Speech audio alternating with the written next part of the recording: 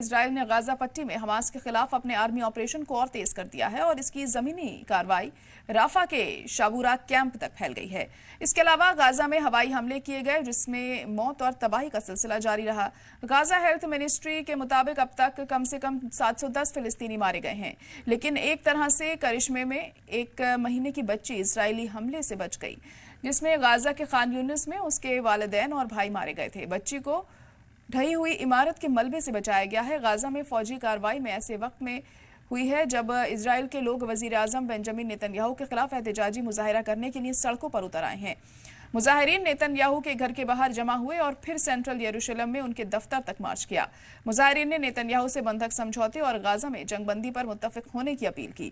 اسرائیل کے صدر اسحاق ہرزوگ نے نیتن یاہو کی کارروائی کے خلاف فکر ظاہر کی ہے۔ صدر ہرزوگ نے کہا کہ وہ نیتن یاہو سرکار دوارا اٹھائے گئے قدموں سے فکر مند ہیں۔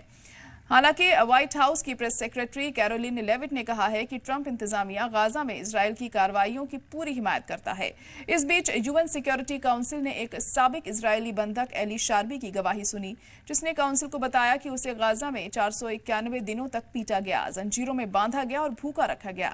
شاربی نے آگے کہا کہ غزہ میں انسانی امداد کا حماس کی طرف سے غلط استعمال کیا گیا، جبکہ بندھکوں اور شہریوں کو بھوکا رکھا گیا۔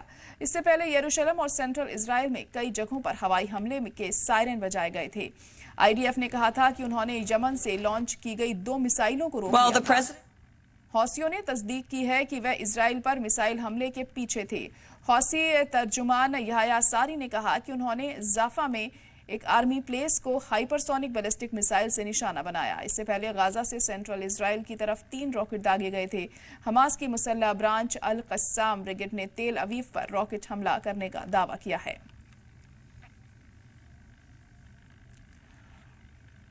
تو حوثیوں کی طرف سے بھی اب حملے ہونا شروع ہو چکے ہیں، لیکن اب یہ جو جنگ ہے کیا ایک بار پھر سے ایک بڑا روپ اختیار کرے گی، یہ بڑا سوال یہاں پر اٹھتا ہے، اور لوگوں کی جان جانے کا سلسلہ ایک بار پھر سے بڑھ چکا ہے۔